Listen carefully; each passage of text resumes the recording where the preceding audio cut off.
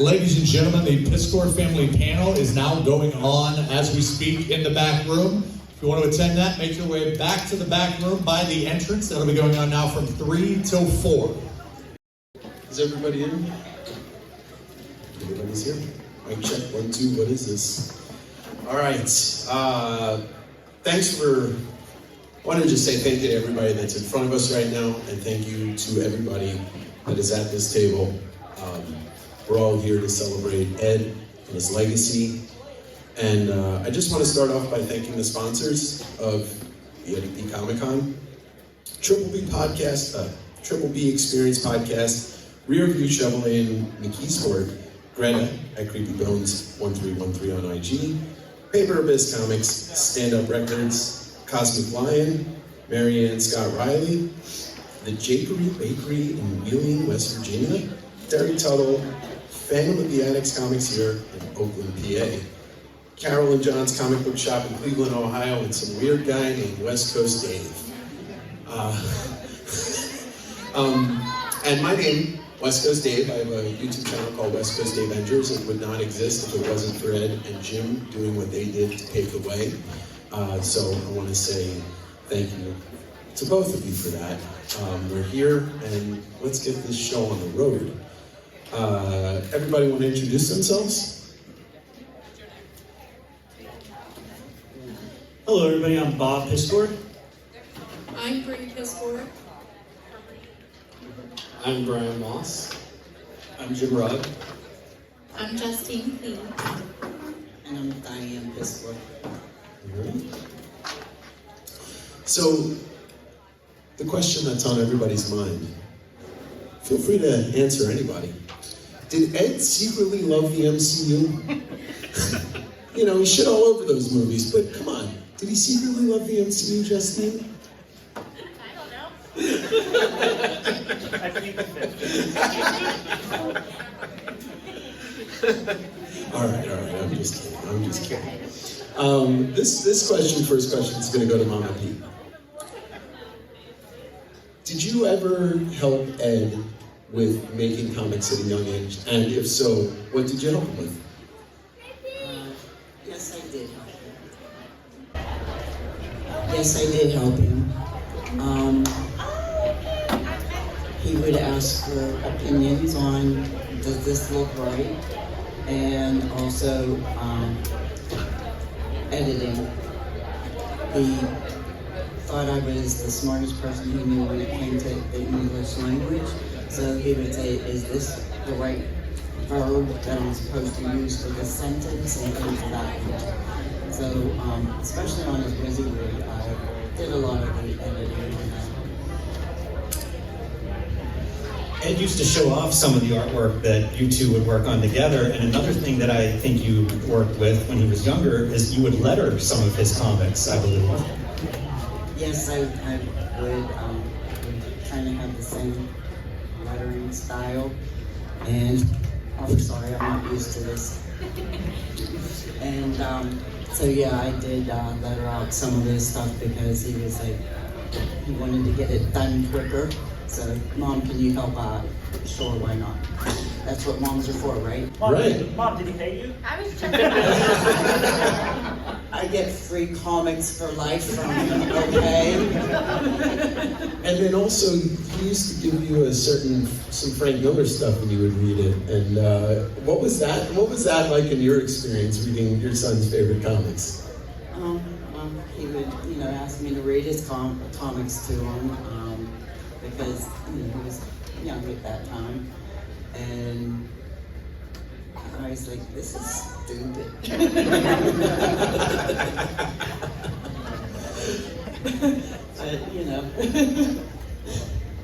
That was a mom.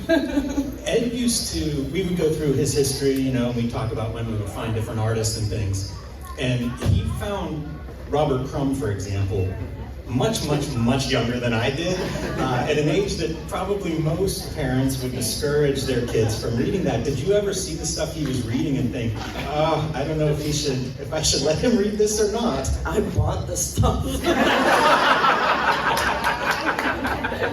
Let me just tell you, there was no sort of censorship in our house. I mean, Bree, you were how old watching Jason and Michael Myers? And I think I was in 3rd grade when I seen my first Scream movie, and I was obsessed with Chucky, so there was no censorship in our house whatsoever.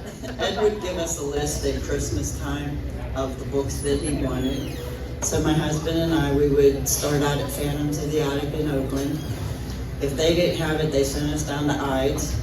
If Ides didn't have it, they sent us up to this bakery in Allentown that had a comic shop in the back of it. And we would get books there, and if they didn't have it, they would say, maybe try the Phantoms over in Green Tree, and we would, go on a scavenger hunt and get him all the books that were on his list every Christmas, every birthday.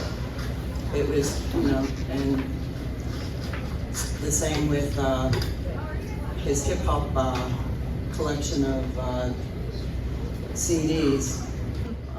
He probably shouldn't have been listening to that music at 12, but hey.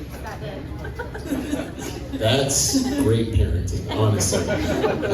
My parents bought me Appetite for Destruction when I was like 8. I should have been listening to it. And here I am. But it's like he didn't get into trouble. He didn't go out and do drugs or get drunk. Except for that one time. Except for that one time. So my parents had one rule in the house. It was don't get arrested. I'm sorry, Mom, I broke that rule. I was the only one who got arrested. I do apologize. Yeah. We forgave you. My next question is to you, Mossy. How'd you meet Ed? Oh man, so I met Ed back in 2012. It might have been 2013, I'll have to check the date. But it was Ed's, I wouldn't know if it would be considered Ed's first major, but it was his first museum show. And so I was responsible for coming to pick up Ed's artwork here. And I remember Papa P answering the door. He's like, I'm Ed Piskor. And I was like, oh, okay. Sorry. But I think it would have probably been Justine was in there doing the homework at that time. It would have been Bree. Okay, so it was Bree doing the homework. There was a little girl there. And I remember Ed met us at the cartoon museum. We saw Nick Harris show, I think it was, maybe. And then we went to the house. If it wasn't, because sometimes some of this stuff blurs. And so when we got there, we lifted up the garage and went into the studio. It's in the basement. And we looked at the table, we started looking at all the artwork that was there, and then just hit it off from there. It was beautiful. So yeah, that's how I initially met Ed. His signature bottle of water is right here, Aquafina. Anybody ever catch him drinking something different? A different bottle of water? Just slipping? His book bag was always filled with Aquafina, so if he came to my house, Costco brand, it's cheap. Aldi. Would not touch it. Aldi brand. Would not touch Aldi, nothing. No. Stay true to it. Kind of open to anybody, but maybe Jim and Bryan a little more. What's the weirdest comic that Ed ever gave you? We'll start with Jim with that one. It's impossible for me to say. We got to a point where probably a lot of collectors in this room, or a lot of collectors watching this, you want to produce comics from your collection that your friends don't have. That's a big chunk of collector credibility. So pretty early on, Ed and I are trading the weirdest comics we could find.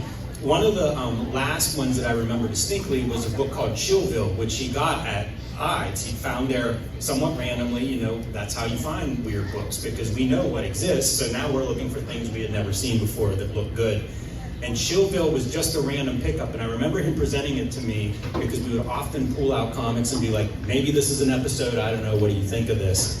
And it's one of the most fantastic comics I've ever seen by an outsider artist out of Maine who caught the eye of Stephen King and left comics to go work for Stephen King and do a lot of artwork for him. But it was Glenn Chadbourne is the artist, And it was just a comic I had never seen or heard of, with artwork that didn't look like anything else on this planet, and still I've never seen another artist that looks like him. That one, I spent years then trying to track down all the Glenn Chadbourne art I could find, and that's one that really stands out to me as being like extraordinary in both its weirdness but also in its quality. And actually, Jimmy, I'll need your help on this one. Do you remember the other night we were going through the boxes in the Chris Ware, the black and white one? Floyd Farland. Yeah, I remember this was when Ed was doing his residency. He gave me one of those, and I gave him the guy Pilar Jodell, which he still has, where you saw. So it was vivid that night because I was like, oh, wow, this is a moment. So it's kind of weird that you asked that question, because I was like, oh yeah, that is a very vivid memory I recall. So yeah, it was that Chris Ware book. So yeah, that was a good memory. So I was talking to one of our vendors out here, Steve, and he told me that he gave my brother a manga that he put post-it notes in because there was a lot of really like obscene and offensive pieces in it. So the other day I was stopping at my brother's house, and I went into his manga room and I found that book, or so I thought. So apparently there's more than one manga that have post-it notes on all these offensive pages. So I was blown away. I showed Steve it today. I have it in my book bag. I don't want to show it right now because there's kids here and it's super inappropriate. This one's kind of open. I think everybody will have some input, but I want to share with y'all something that said to me during one of the King K Faber streams. I said something about getting negative comments in my YouTube videos, and he shared a piece of encouragement with me. And the question is, I wanted to know if there's any piece of encouragement that he shared with you that still sticks with you today. There's no kids in here right now, right? He said, know you're a good person, keep doing what you're doing, and fuck everybody else. And it's a great way to just kind of deal with it. Just keep your head down and do what you're doing. And I just wanted to know if there was anything that he ever said to any of y'all that you still carry with you today. Yeah, I can go next to make it quick. It was just a constant feedback between Ed and I. So this would just be, we would be considered obnoxious, to the rest of the world, because it's just constant. It's basically the same DNA. And he was like, Bryan, you gotta start the channel, you gotta start a YouTube channel, you gotta, it's like just pushing to have a presence online beyond my art. Because Ed and Jimmy really figured out that balance between understanding the art and the discipline and advocating for that. And so I think everyone can recognize and take part of that away from that channel and this conversation. So that's my piece. For me, I went to cosmetology school and I do hair and makeup, and like with Eddie, like he was his own boss, and he would always encourage all of us to be our own bosses and to put our 10,000 hours of practice in, and if you really believe in it, like you can do it. Just, you literally got to put your heart and soul into everything if you really want to make it. And that's what I do every day at work with hair. Just practice every day. Even if it's, just doing my own hair or makeup. You just gotta keep going. So I've been involved in the professional wrestling business for a long time, and when I first started doing wrestling, it was watching him and how hard he worked and grinded, and when you felt like you were slowing down, you need to speed up and keep working harder. So that was always my motivational tool to keep pushing forward when I was exhausted from long drives or just beat up and just broken down from just injuries. So that was my big motivator, was just keep going, keep pushing, and eventually you're gonna get in front of somebody who's gonna take notice. So I owe that all to my brother and his work ethic, because there's not a person in this world that can touch that.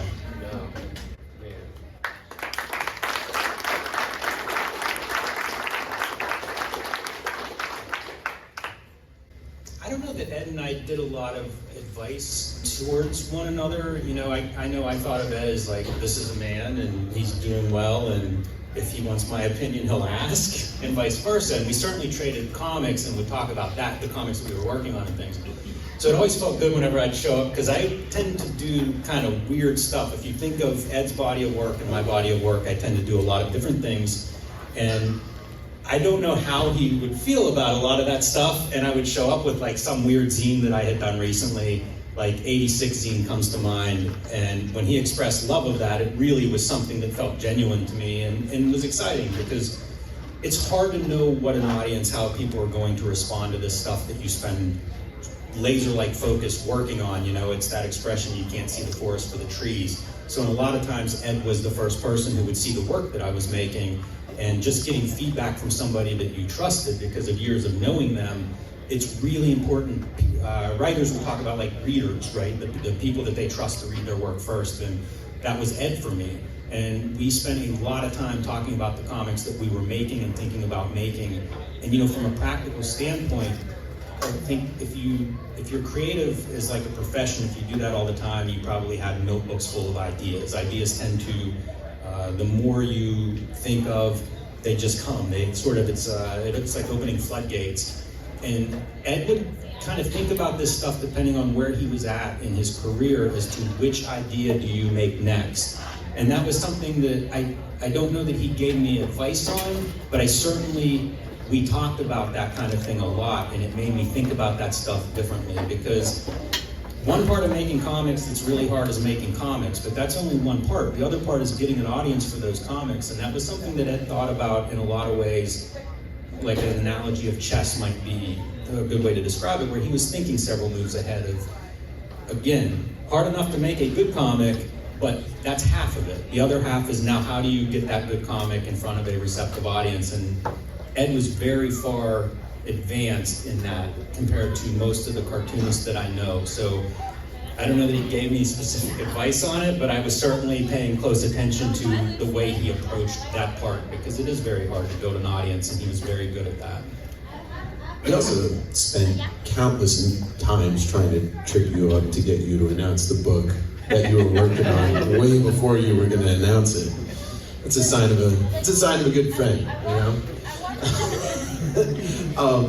To Jimmy or Moss, was there a page or a cover, or to anybody, that Ed was most proud of above anything else? Like a singular piece of art that you can remember him being like, yo, I think this is the best thing I've ever done in a singular piece of art. I can speak to the Switchblade Shorty stuff, because that's where we were traveling between Japan and America. And it has a lot of layers to it, because that book, it's almost like Ed's first comic in a weird way, because he gave so much education through his other books that this one was purely Ed's creativity and freedom. And you see a lot of that reflected in our adventures in Japan that was documented.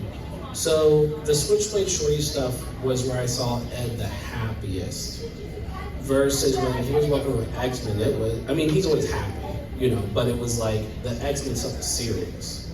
You know, that was serious, because that's a heavy lifting, that's a lot of work. So yeah, I would say the Switchblade Shorties whole thing is kind of Ed's voice, Ed's playing, Ed's celebrating comics, you know. So I would say more so a book versus a specific image. But I would say if I had to pick something, it would go back, I would stick with Switchblade. You know, maybe that's just my bias a little bit, but I would say anything in there would be where Ed's firing on all cylinders. Oh, actually, Red Room, a lot of that stuff was made with Manga Tool, and so a lot of that stuff he was learning and then figuring it out. Any of those pages and that stuff, you know, it's just like, I would say that's Apex Ed, and also him bringing manga into his form. So anything in that kind of area is some of Ed's best work, but as him with a specific page, If I had to guess, I'd assume something out of Red Room, because that stuff he was just so game for and so proud of. Yeah, I agree with what Bryan said. I would see updates each week whenever we would report on whatever he had worked on. And with the Switchblade Shorties, he was trying to do a daily strip, so he would usually get 5 to 7 strips done in a week. And you could see him getting confident in that daily format style week by week. And you could sense pride in those pages whenever he would show me the new batch of pages each week. But he wasn't gloating so much as just like, this is the new pages, but you could see the confidence on those pages, and you could get a sense that he was very proud of that, and that he could tell that he was getting more comfortable with the format, with the characters, with the storytelling of the daily page. And this is what artists want to do. Like, my best page is the next page, and I think that's pretty consistent in the way that Ed worked, but there were certainly markers, but he was also focused on whatever the page was in front of him. That was everything. So, if you had talked to him at different stages of hip-hop when he was working on it, you would see those markers then too, with X-Men. Each step of the way, whatever the recent stuff was, like, that was the best page he could produce at that point. He wasn't taking any shortcuts on any of those pages, cutting any corners or anything. So really, unless maybe there'd be a dip here or there for a page, but by and large, the next page was his best page consistently throughout as long as I knew him. I just want to get it on the record. He was reading a lot of the Milton Caniff stuff at that time too. So anything in that format, Ed was like really invested in. He would talk about reading that stuff before bed and stuff like that. So I just wanted to get that on the record because he's really invested when he's invested. Do you guys, any other standouts? Like, do you remember him showing up with something he was super proud of, or a page or a new book cover or something? I feel like, which the Hip Hop Family Tree, the Flash, where the guy's in the Flash jacket. I'm sorry, I'm just a girl. But I think he was super proud of that. And actually, when they gave me the artwork back from the art show, they said that was one of his most prized collections. All of it. I know another one that he really loved. In the Hip Hop Family Tree, he had done a small ash can with gold foil stamped on the cover, and it was about Rob Liefeld's connection to hip hop and meeting Eazy-E in the early 90s and Spike Lee. It's an amazing, amazing comic, but it's also one that caused his publisher, Gary Groth, to actually call him and be like, what exactly are we publishing here? And I think he enjoyed that always. So that one, that was hilarious. So if you have that book, the little ash can, inside of it says, thanks, Bryan Moss in there.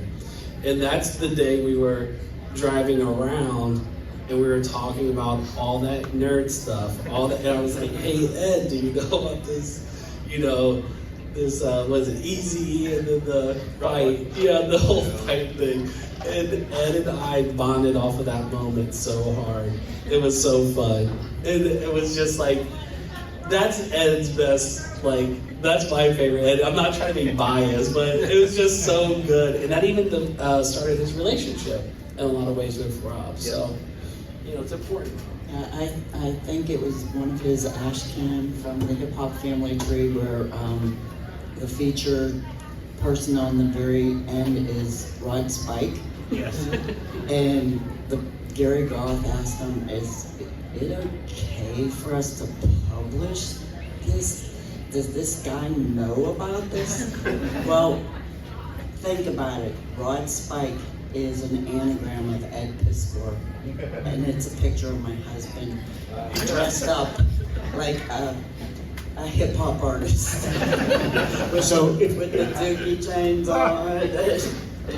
I'm kicking myself because Papa P was here for a little while, and I just ran out of time because putting an event on like this, you're trying to make sure you dot all your I's and cross all your T's, right? But I was going to have pictures of my dad that he modeled with the dookie chains and the fro wig and stuff. Which, by the way, is the day he met Josh, my husband, dressed like that. Welcome to the family, Josh.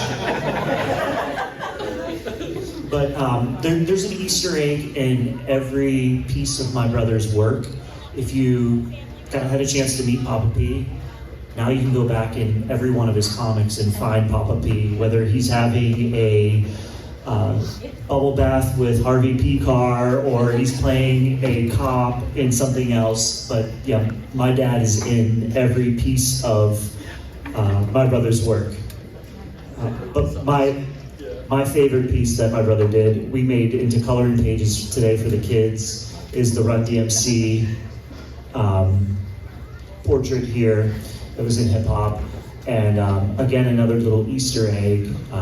My brother, he was real big into graffiti, and his tag is in all of his books too. So to protect the from lawsuits and any kind of property damage, but I can tell you his tag's in all of his work too, so you just have to kind of guess which one is his.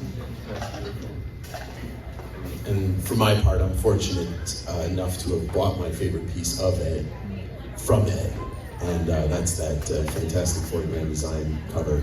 So, his work spoke to everybody in different ways. And actually, kind of piggybacking off that to Bobby and Bree and Justine, what was that like to pretty much be in every one of Ed's books? Like you'd open it up and you'd see it, or you'd see it from the get-go. What was that like?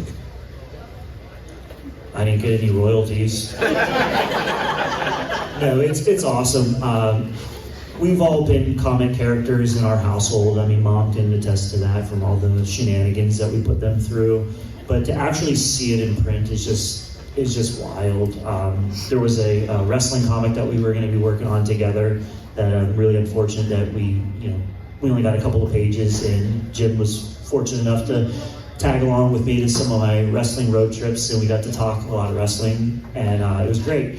But like seeing it in print was just so wild. Like, this is my wrestling character, and he wanted to help push me, to the next level and give me something that I can kind of elevate my game with. So it was awesome. It's just overwhelming. Well, if you've never read Red Room, I'm Brianna Fairfield. If you do read that, that's me. And then there's Tay-Tay, which she should be back here soon. I don't know where she went, but she is a real person too, and she's my best friend. And every time a brand new issue would come out, I'm like, here you go, take one, pass it around, and it's just so crazy. That's my fun fact. Whenever you have to do an icebreaker, I'm like, the main character. So when Eddie was doing X-Men Grand Design, he did, I don't know the character, so please forgive me. He did a cover with a creepy guy, and he had asked me, what are some creepy things that men have said to you? So, can I lick your foot or whatever, or can I lick your elbow? That, unfortunately, he said to me before. So, that was for me. Thank you. All right, so apparently Ed's driving skills are legendary. Can anybody tell a good Ed driving story? And also, was there an oh shit bar in that car? I'm going to take giant offense to that. So let me just, a side story. When I was 18, I learned how to drive, and my dad, this is the last time I ever drove with him learning, thought I was going on the other side of the road too far, so he pulls the wheel. So I pull over and I said, nope, no more. So my mom taught me the rest of the way. So Eddie had moved back home, and he gets his permit finally at 28 years old? 28 years old? Yeah, because they cut bus service in our area, so he couldn't get places as quickly and as easily as he wanted to. So he says, oh, well, I gotta bite the bullet, I gotta learn how to drive. But Dad's not teaching. Yeah, so apparently my dad did drive with him once, and he pulled the wheel. So he comes to little 22-year-old me and says, I really need you to teach me how to drive. I tried my hardest, so I'm sorry, whoever drove with him. I just taught him the rules of the road and what time he's supposed to go and all of that. Whatever happened from there is not my responsibility. Okay, go ahead. So I rode with my brother one time and never again. He drove a little Honda Civic, and I sat in the back seat, And the whole time I wanted to put on all of the seatbelts because I don't think we stopped at a stop sign. I don't think we stopped at a red light. I mean, it was I just told him what to do. I said, say S-T-O-P. bullshit. No, it was fun. I just told him, next time, I'll drive. Me and Tay, we would go on late night adventures with him because, you know, we're horror fans. We love scary things. So I want to say we were going to Green Man's Hollow? Tunnel. Green Man's Tunnel. Wow. Sorry, I'm nervous. It's right here in Pittsburgh. If anyone's interested, look it up. It's very creepy. It's literally a 15-minute drive from here, and the entire time, like, me and Taylor texting each other, like, are you okay? Are you okay? Because she was getting a little sick, and, you know, we're stopping and going, and, you know, just trying to be nice. And I was like, you're not the best driver. Like, I can drive. And then, yeah, the next week I took him to Rita's. I'll just go in defense of Justine. The last time I was here, and we went to a few different places, and everything was smooth. Ed was an amazing driver. But people are also scared to drive with me. So, that's All right. I just want to remind everybody there's going to be a major announcement at the end of the panel, so don't leave. Justine, this question is directed at you. What was your acting experience like as a kid, and how did Ed respond to that acting experience? I'm still scarred. I wanted to be an actress, and thank you to my parents for putting me in acting classes, but, what's it called? It was like it was the Pittsburgh Center for the Arts, and it was like, not regular acting, it was method acting. And What were you? I was a blade of grass, and that was the last day I've ever acted in my life, and it's on film, but it has been destroyed, so There is his approval there tape. is no proof. There won't be. Sure about that? It may appear at the end of this episode. Are you kidding? Okay, Bobby, okay. You want to go there. Jim, It's okay, I told on Bobby for getting fake blood on the pool table. this is a little in the weeds, and you're allowed to say no comment, but is there a comic that you guys intended to shoot for kayfabe that was so bad that you guys decided we can't do this? Jason Pearson's body bag has some questionable content early on, and we ended up doing Dragon, Blood, and Guts, also by Jason Pearson instead, because we weren't sure about doing body bags and talking about some of those scenes. Yeah, that's it. All right. And Bryan, can you share maybe one of the many awesome moments that you guys shared in Japan together? Oh, totally. Yeah. So, if you guys don't know Ed, Ed's very timely. I'm not very timely. I'm responsible, but I'm not timely. So if I have to show up on time, I will. But if it's like, hey, we're going to this place, it's like, okay, whatever. So we're out, our hotels were a block apart. And so Ed's like, on my way, so I'm like, okay, everybody, let's go downstairs. They're dragging their feet though. And, because they don't understand Ed's personality. So I go downstairs, I'm waiting, and I go to flag Ed down. Ed just keeps walking, because he is like, oh, I'm gonna be on time, and at this point. And we were just gonna go see an art show. And so everyone comes down, they're like, where's Ed? And he's a block ahead. So you have all these big Americans yelling at Ed right now. She's like, Ed, wait. And so that was more of a memorable, like, that's like Ed's personality. I would say that most enjoyable, and these are all small little intimate things, you know, was Ed is this breakfast place, and it had like 16 dishes or something like this, and Ed would talk about it all the time. It's like, Bryan, we're gonna go eat there, we're gonna eat there. And it's like routine. And you have to go there and line up early. And as you know, as you can imagine, and then like the news would be there because this was such a big deal. Ed would always be like the first three person, like the third person in line. This guy was so timely and organized that it was almost to a point of absurdity.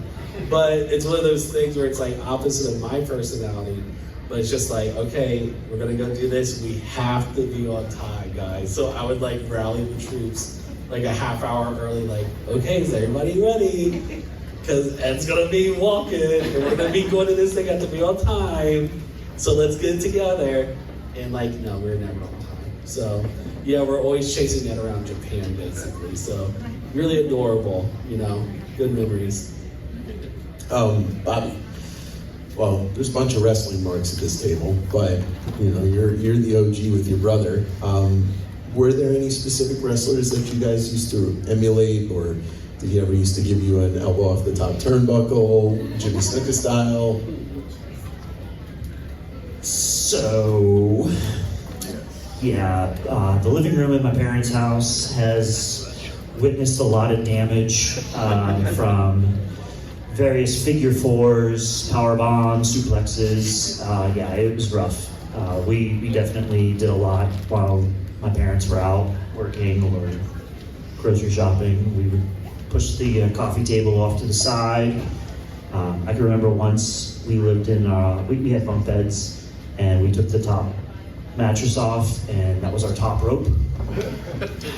I probably was about 5 when that happened. Sorry, Mom.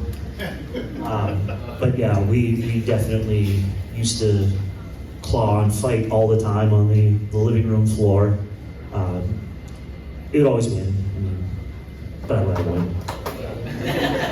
Well, actually, Bobby started his wrestling career at about 9 months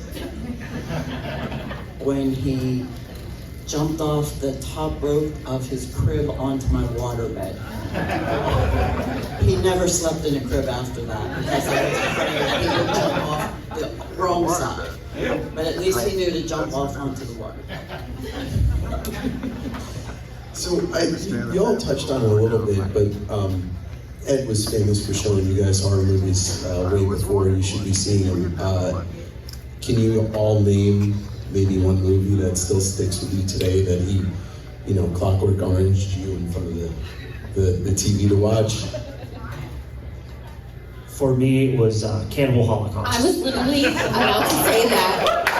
I had it all ready to go. It gives me nightmares to this day. So I became like the cool kid in school because we had like the obscure movie collection. And fun fact, my brother worked in a video rental store for a very brief period of time that had the secret back room that you had to be 18 to go in. I wonder what they were selling back there. But he would always come back with like the most obscure movies, and we would just sit and watch crazy films all the time. But Cannibal Holocaust, once I seen that, I told all my friends, and next thing you know, like we're having watch parties in the garage because that's where we hung out. We had a pool table down there. We played video games, listened to music, and we watched Cannibal Holocaust. It's actually not too bad, but honestly, watch it with somebody because, you know. You mean Cannibal Holocaust? Yeah. No, don't watch it alone. Watch it with someone. It's better. Don't watch it. It's on Pekar. For me, it would have to be the Halloween series and, you know, the Friday the 13th series. I want to say I was maybe 5. I dressed up like Spider-Man, and he came downstairs in a full like Michael Myers costume. And, you know, watching him on TV versus seeing him in real life, it's terrifying as a 5-year-old. But, you know, I love the movies anyways. I loved it. So I know we want to keep it to an hour. We want to leave some time for the announcement. Each of you, what does the Ed Piskor legacy mean to you going forward from here?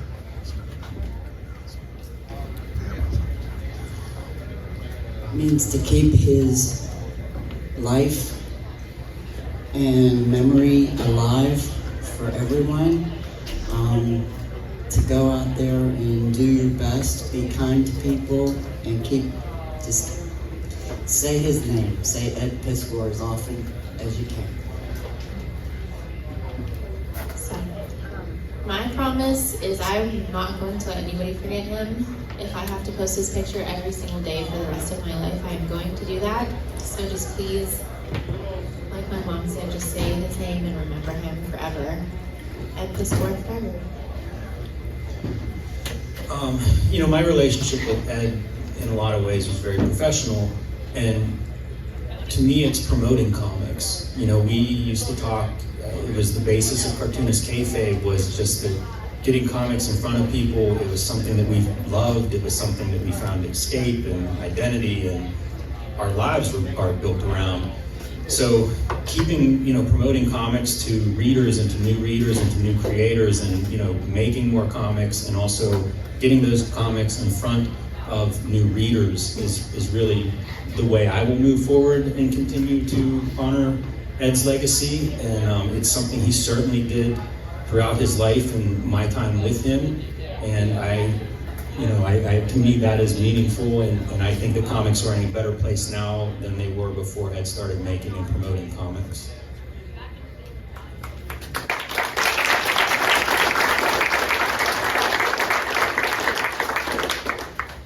Definitely for me too.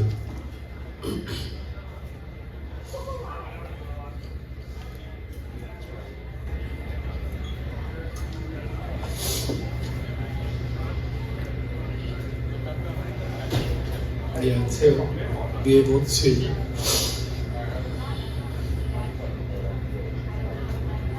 really get humanize Ed, and to get people to know who Ed is, because he works so hard that a lot of people don't know about Ed the sweetheart, the person that I care about. And so the goal is just to humanize Ed, raise awareness to anti-bullying and suicide prevention. And so, yeah, that's the goal. And I'm committed my life to it because, as you know, it bothers me. But Ed's he's not gone. He's with everyone here. And we have new creators here. It's the first book they made. They came from Canada, from other states, Amsterdam. And so this is a big deal. And so the goal is just to, everyone has these stories, educate someone about Ed every week. And be honest about it. Recognize that he's a person. So that's my piece.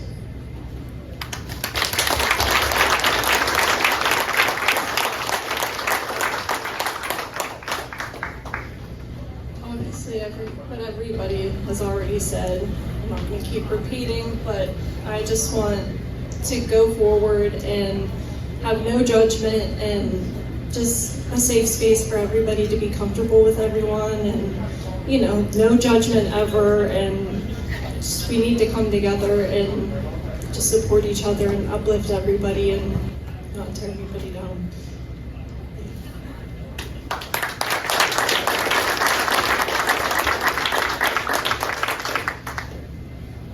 Promised myself I wouldn't cry.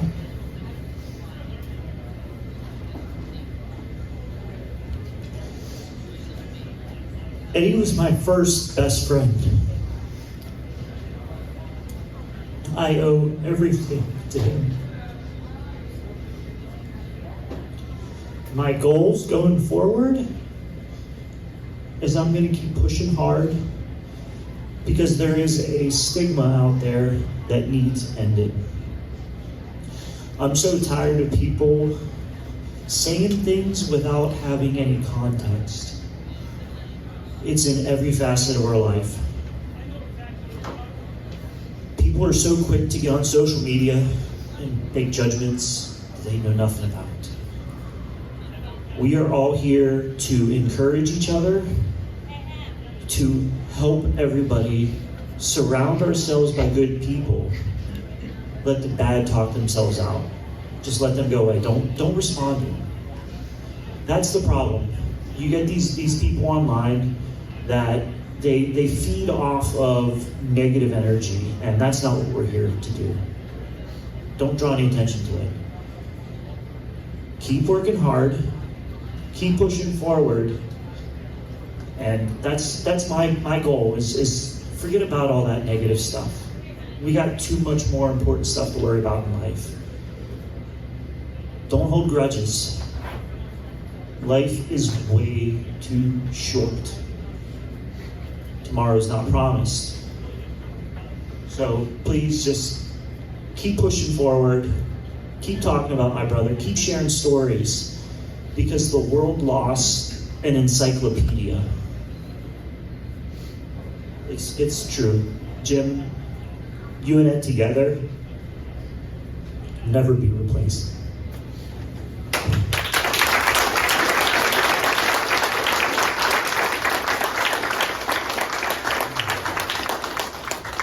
I just want to say for my part, if it wasn't for Ed and Jim, I wouldn't be sitting up here right now. Comics are always a joyous place for me, and there's no two people that celebrated comics the way that they did, and the way that will always be celebrated. And I just don't want that to ever go away, because it is everything that everybody said and much more. All of us, everybody here today is here because of the joy of comics in one way, shape, or form. And Ed carried that, Jim carried that, everybody here carries that. So never forget the joy that this medium brings us and how much we all love it for some reason or another. And the positivity of that is exactly what I'll carry with me, and I know that we're all, carrying that banner. So make more comics and read more comics is really the way to keep going forward. But I'm sorry, I gotta do this. This is very important to me. Hey, Mom, do you want to give everybody their marching orders and we'll be on our way?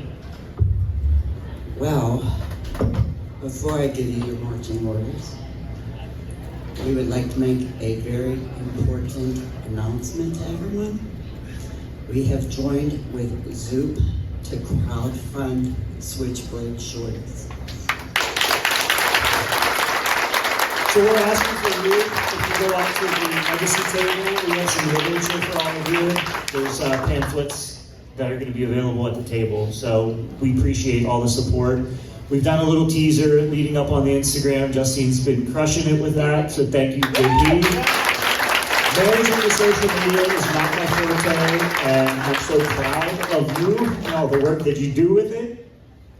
We're a team, and the Piskor Legacy is going to live on until there's no more breath in our lungs. Thank you all.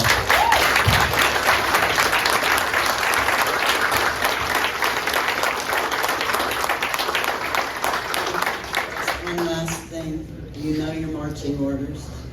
Make more comics, read more comics, and be kind.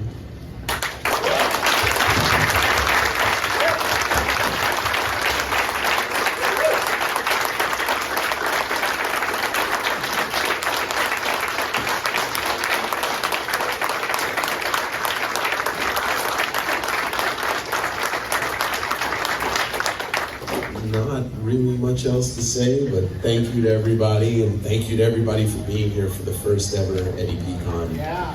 And we're gonna keep going, right? Yeah. Oh, that's right, there's a big donation check. Oh, this is from Carol and John's comic book shop in Cleveland, Ohio. And thank you so much for that.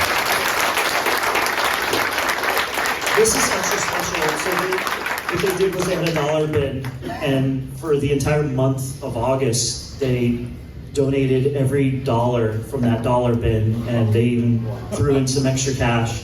Their goal was $3,000, and they did it. Thank you, John, Carol. You guys have been fantastic for us.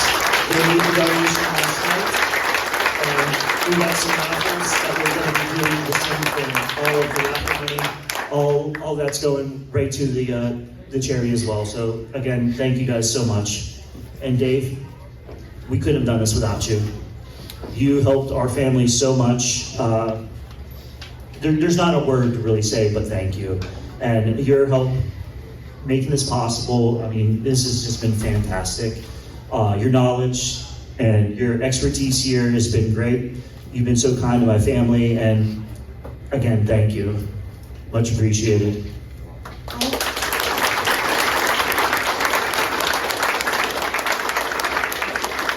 Once again, I wouldn't be up here if it wasn't for the road that was laid down in front of me, and thank you all. But honestly, the three of these guys right here have been like my right hand these past 5 months. And I don't know what I would do without the three of you, so thank you for everything. You're my family.